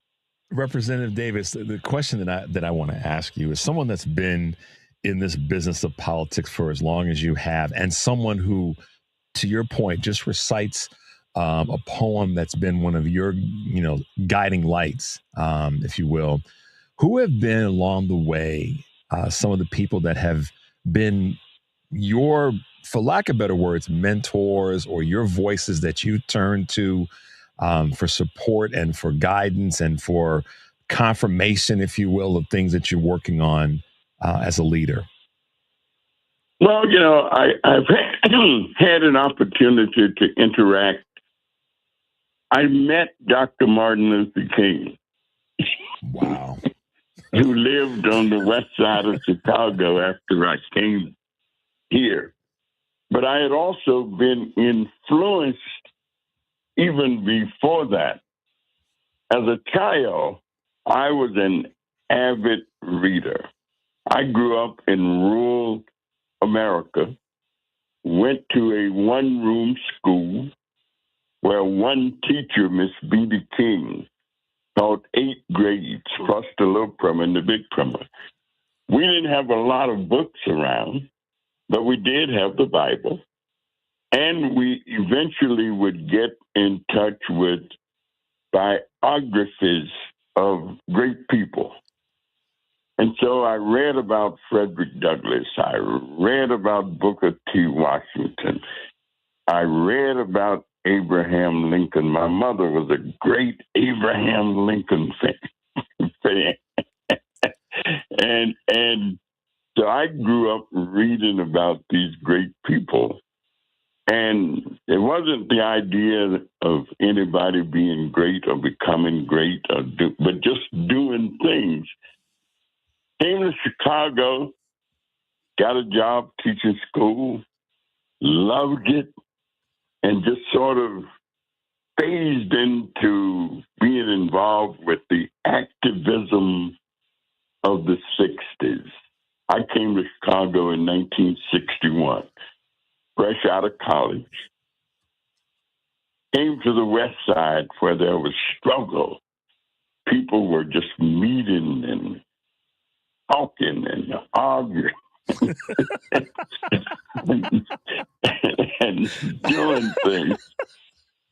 And I was, in the midst of it. As a matter of fact, we were even dumb enough to believe that when the riots came, that we could stop young people from rioting. I mean, we, my buddy and I would be out there, a fellow named Frank Lipscomb, trying to say, no, don't. Stay over here. Don't go over there. Stay over here. Yeah, they're going to run over us. We got to get out of here. They're not hearing what we're trying to say.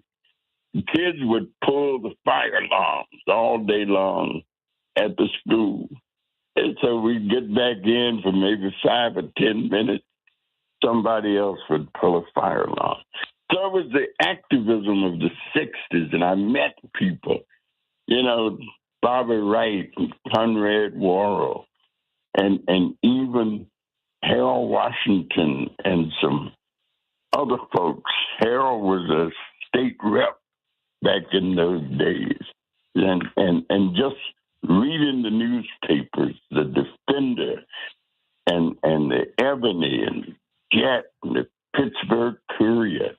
And so engagement just became the order of the day. Mm-hmm. There's nothing way out in our minds about it. It was just what we did. And that evolved ultimately into working in healthcare that gave me the opportunity to kind of see how government worked. And I ultimately decided that it was one thing to try and influence lawmaking, but it was another thing to try to be in position to make the law and help decide what goes on. I managed to get involved. The people gave me a shot, and I got elected to the city council. And I guess it's been forward ahead. At the end of this year, I will have been an elected official for 46 years. And I can't thank the people of the community enough for giving me the opportunity to try and be of service.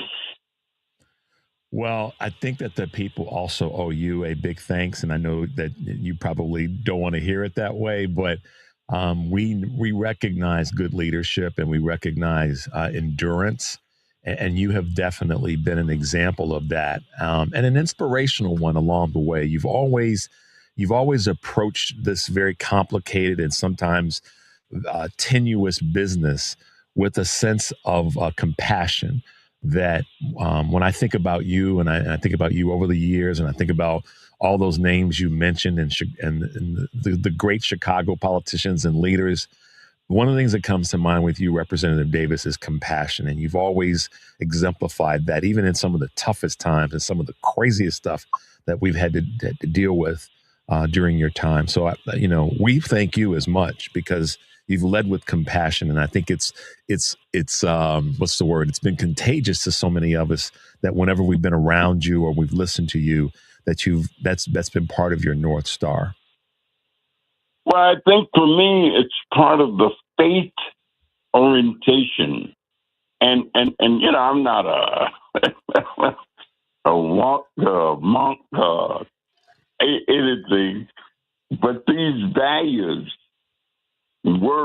I can remember my mother being the most passionate person, the most loving person, the most caring person.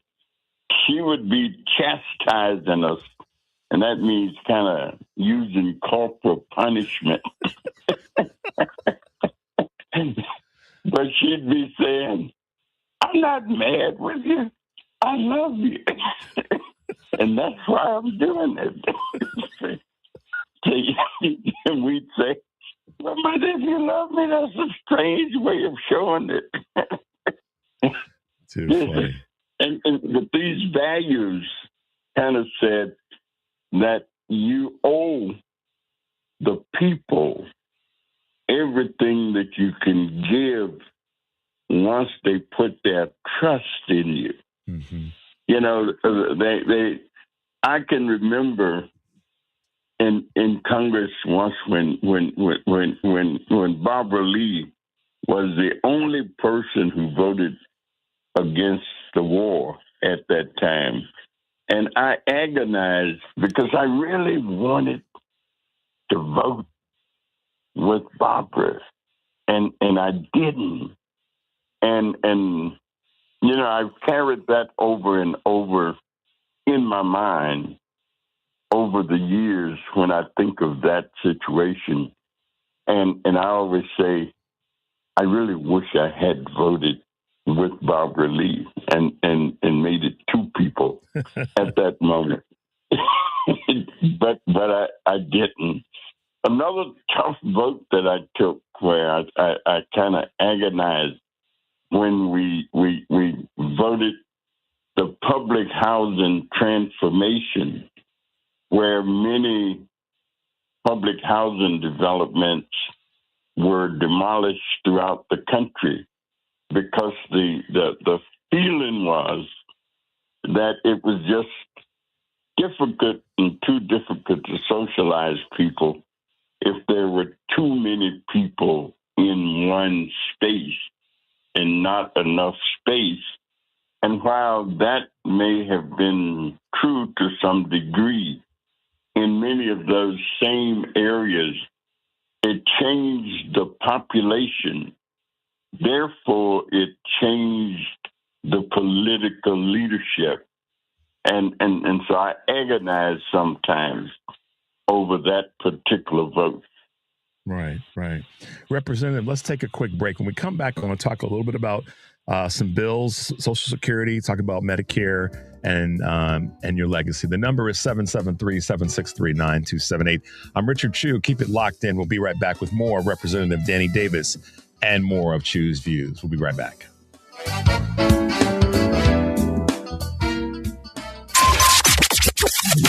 WCPT replay. Tim Murphy is national correspondent with the absolutely fabulous and important Mother Jones, and I am in awe of what the Democrats did this primary season. They fielded an enormous number of candidates for a change. Talk about that. This is more candidates running for down ballot races as Democrats than we have seen in decades. Some of this is a deliberate, targeted effort by local parties, by county parties, by state parties to just make sure, we've got as many people running as we can. And some of it is just a reflection of how fired up and angry people are in these areas, how fed up they are with showing up every 2 years and seeing this ballot line empty. Somebody in Kansas told me, I don't know how much I can campaign, but I just didn't want to pull up that ballot again and not see anybody there. Keep listening to WCPT 820 because facts matter. WCPT 820, Chicago's progressive talk, where facts matter.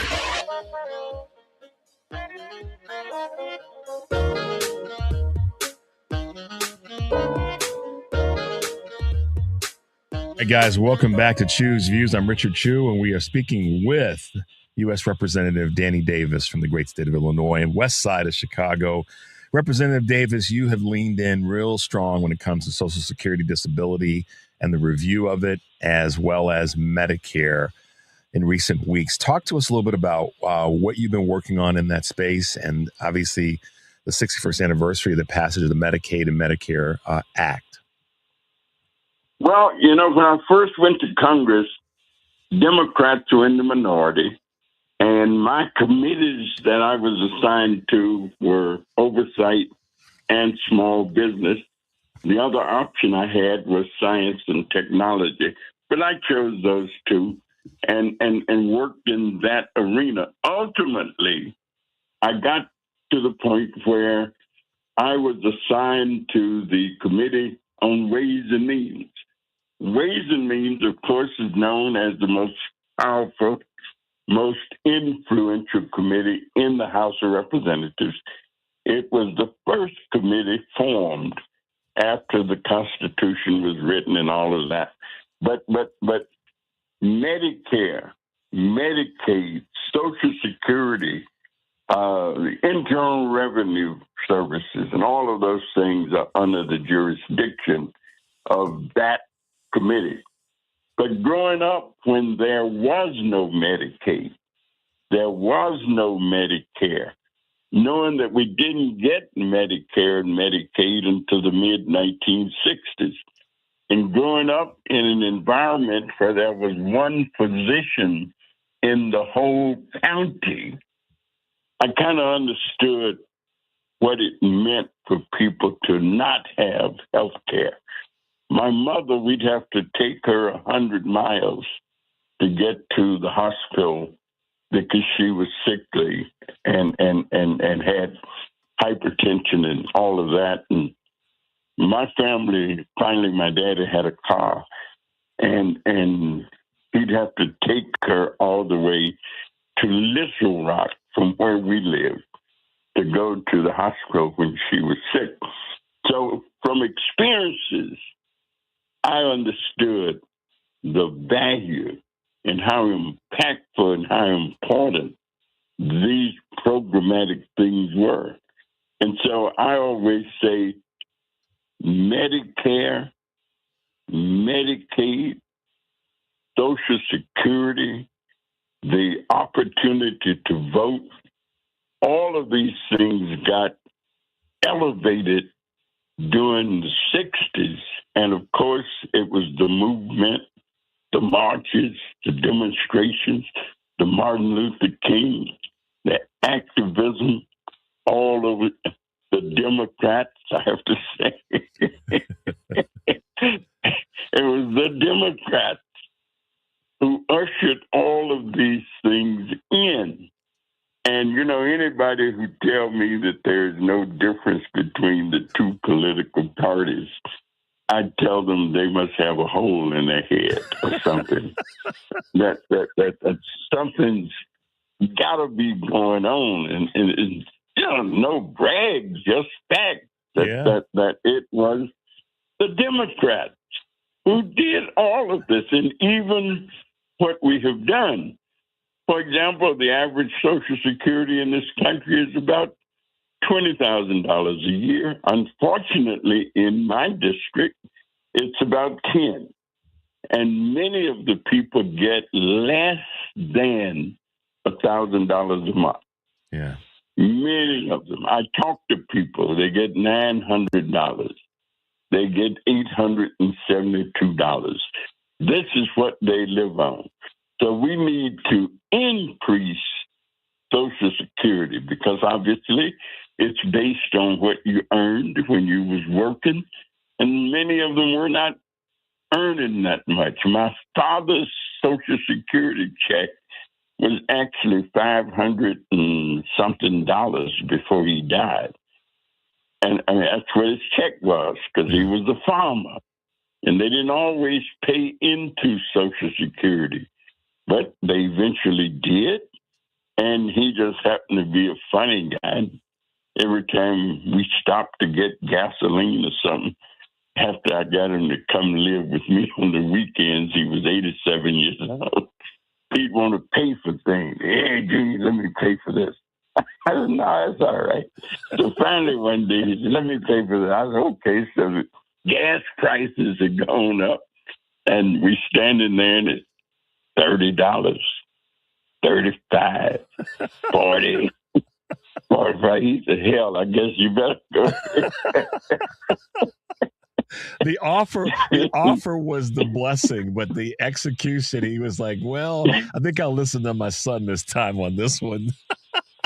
Yeah, he said, you go ahead and take care of it. So the cost of living right now, the big issues, people are practically starving to death. People are calling my office every day right now because they've been taken off the food stamp program. Mm-hmm. That SNAP benefits. Now, we work with them, and I tell you, trying to explain to them how this is working, and they don't get that much already. Like I've got one guy, he does not have an address, and we've been trying to work with him to get he gets he was getting $137 a month. And now, of course, that has been suspended, hopefully, but we got to protect all of these social network activities that have come forward. I never thought we'd be in a position. I knew it's always hard to move ahead and keep going, but we've come a long way. And now the Trump administration is taking and trying to take all of that away. Yeah. It has taken us years to get to this point, and they're saying, let's get rid of it. Let's get rid of it. I turned the news on this morning, the foolishness about changing vaccinations. Yeah. And changing. I mean, what is wrong with these people? I mean, the only thing we can do is resist, so that we're not going back and we can move forward. But for some reason, they want to take us backwards. Well, we can't allow it. Representative Davis, as we wrap up this morning, it goes without saying, but I'm going to say it anyhow. Your legacy is stamped, and we appreciate your hard work all these years and still fighting. And we know that this is your last cycle, but we really appreciate how hard you've worked and made it clear that we have to keep resisting. We have to keep fighting for that which we believe in. So we'll give you an early happy birthday, and we will send you all the blessings that we can send you. And thank you for your years and years of service. And thank you for being with us this morning on Choose Views. Thank you. And we say we're going to work another hymn till my days are done. All right, Representative. Thank you. Thanks for being with us this morning. Have a great rest of the day. You too. All right. Bye-bye.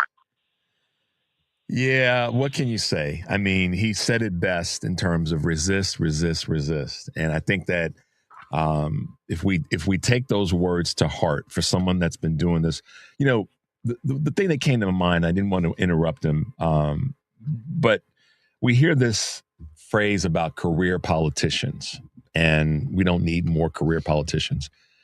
When you have somebody that's been doing it as long as he has, that's an okay career because he's delivered. And he's delivered the goods to the people of the community, and he's also delivered how do I want to put this? He's delivered a sense of we can fight and we can win. And look at where Representative Davis came from, what he did, what he saw, who, as he said, were the people that motivated him, that gave him inspiration. Those are things that we have to still hold on to, because I believe that's a part of the fabric of the country that clearly this administration and all their acolytes are trying to take away. And if, as I say often, if we do believe in this thing called our democracy, and we do believe in this thing that so many of all of our ancestors have fought for, then what Representative Davis is saying is that we still have to stay in this fight and we still have to push back. And so take those words, guys. Take those words. If you, if you needed a reason to stay in the fight, I think Representative Danny Davis is a great example of that. So kudos to him and all the hard work that he's put in for all these years. And we need to give him a whole trailer full of flowers, because he has represented what I think we want to see from folks who've been in this political game for such a long time. I want to thanks to the team today. Thanks to Representative Rodney Pierce. Thanks to Ryan Nunn for hanging out with us for a little bit this morning to further educate us. And as always, guys, stay tuned for the Stephanie Miller Show. Take a deep breath. Make your life count. We'll see you tomorrow.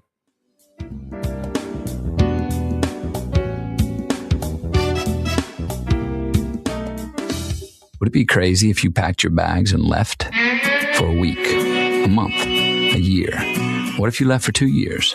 What if you were going far away to help in a village on the edge of the Gobi Desert, to teach children and learn a thing or two about yourself? Would that be crazy? Peace Corps. Life is calling. How far will you go? I'm Smokey Bear, and I made an assistant to help you out, because only you can prevent wildfires. Hey, Assistant Smokey Bear. Call me Papa Bear, because I'm grilling up dinner.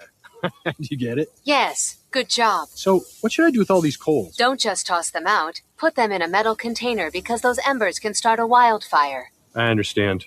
The stakes are high. Ha, ha, ha, ha. Learn more at SmokeyBear.com. Brought to you by the U.S. Forest Service, your state forester, and the Ad Council.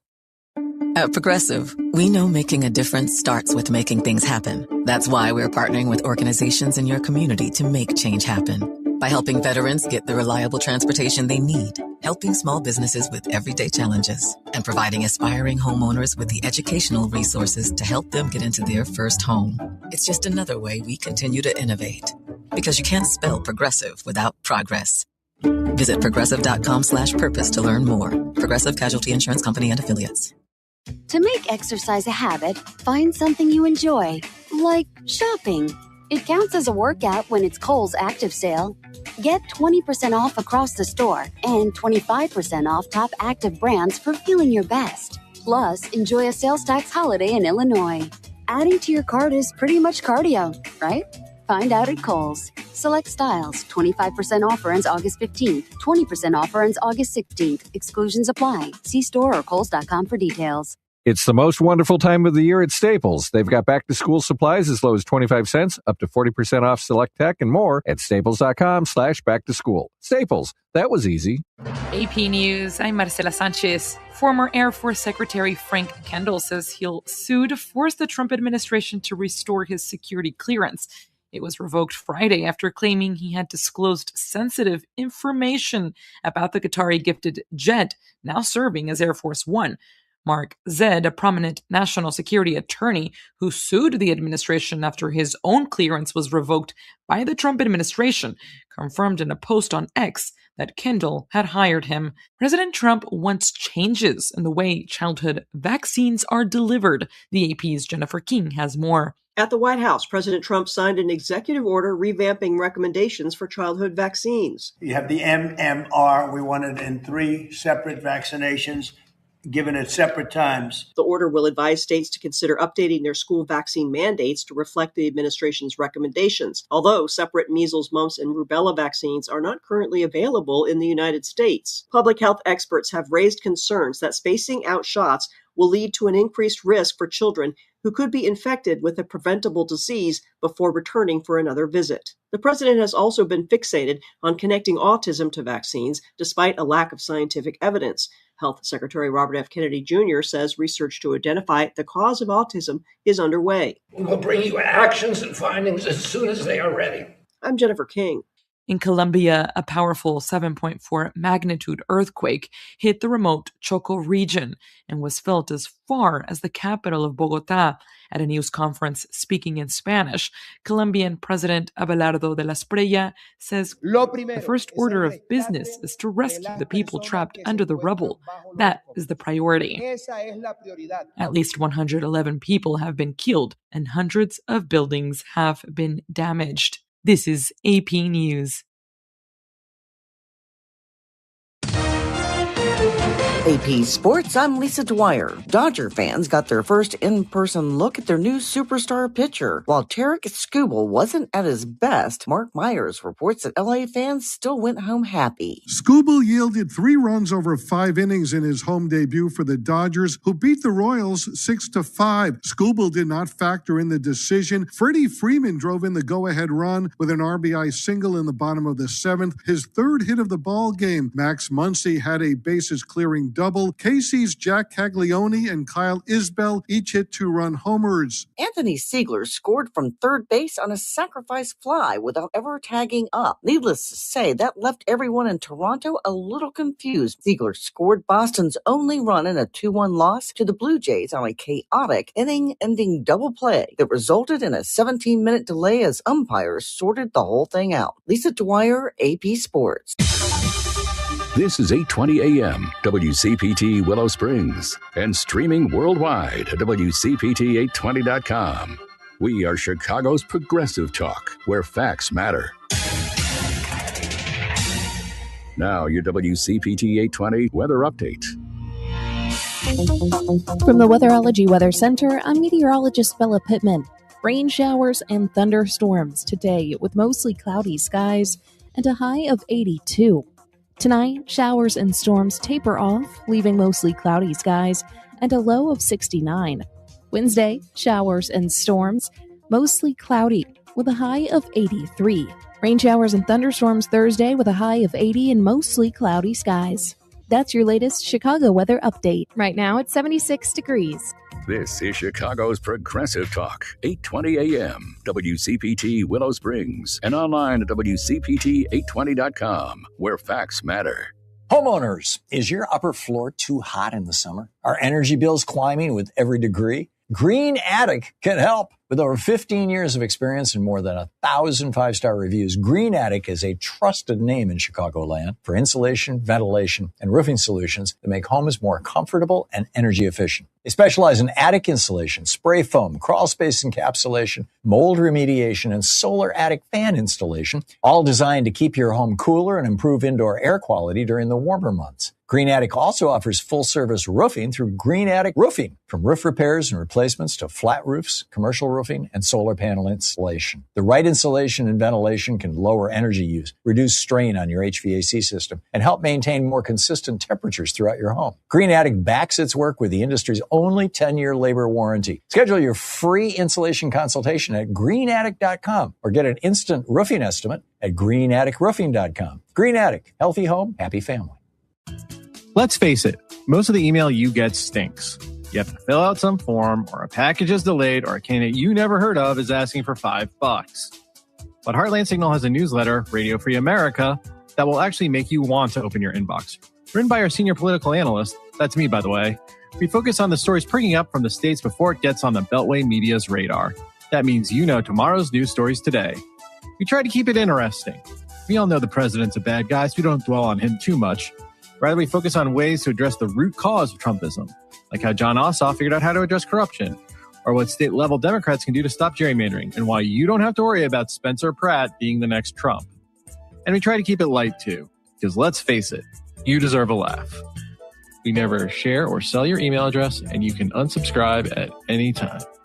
Sign up now at heartlandsignal.com/newsletter.